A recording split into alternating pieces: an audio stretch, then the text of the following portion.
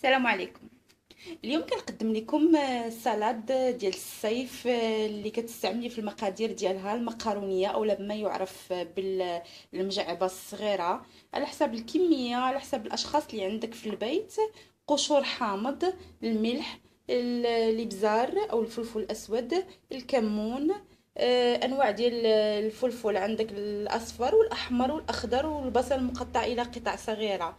غير ليطاب اللي كديري هنا، كتحطي هاد الفلفلات في شويه ديال الماء مغلي، هما مجموعين قبل ما تقطعيهم، وشويه ديال الملح كيحيد منهم الميكروب. دائما في اي سلطه سيدتي نصيحه انك ديري هاد الليطاب.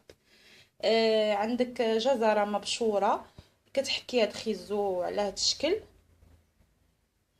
وعندك الثوم وزيت الزيتون ورشه ديال الحامض او العصير الحامض. بسم الله على بركه الله نبدا. بسم الله.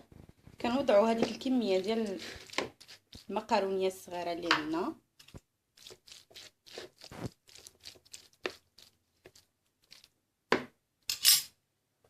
كنضيفوا عليها الكميه ديال الخضار. بالنسبه ليا هنا مستعمله انا نص فلفله، نص فلفله، نص فلفله، نص بصله، وهنا خزوه كامله محكوكه. من بعد ما كتخلطي هذوك الخضار مع المقارونيه اولا المجعبه الصغيره، كتبداي تضيفي الكمون، قشور الحامض ما تكتريش، الملح. الملح هنا على حسب الذوق. بالنسبه لي انا المقارونيه او المجعبه الصغيره سلقها بلا ملحه. الا كنتي سيدتي انك سلقها بالملح، يعني ما تستعمليش بالملح في التتبيله. كتضيفي زيت الزيتون، تيقوا بيا شي حاجه اللي خفيفه وزوينه ديال هاد الصيف. شويه ديال الفلفل الاسود اولا الابزار،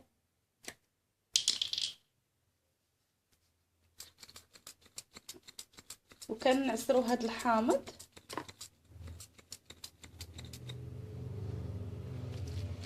كنخلطوا هاد الخليط مزيان. والسلطه ديالنا تقريبا قربت توجد شي حاجه اللي خفيفه وزوينه وديال الصيف.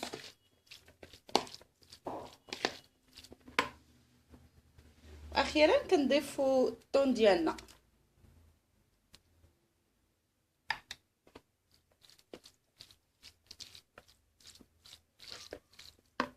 كنخلطوا هاد المكونات قبل ما تقدميها سيدتي. من الافضل انك تخليها واحد شويه، واحد القسمين، يتخلطوا المكونات مع بعضياتهم. نقدم الطبق ديالي ونتلاقى. السلطه ديالنا من بعد ما قدمناها في طبق تقديم كتجي على هذا الشكل. زيناها بشويه السيبولات، شويه ديال الحامض، وشي حاجه اللي خفيفه وماكله الصيف. تقدري ترافقيها باي كفته مقليه اولا مشويه اولا ستيك اولا، لك حريه الاختيار سيدتي.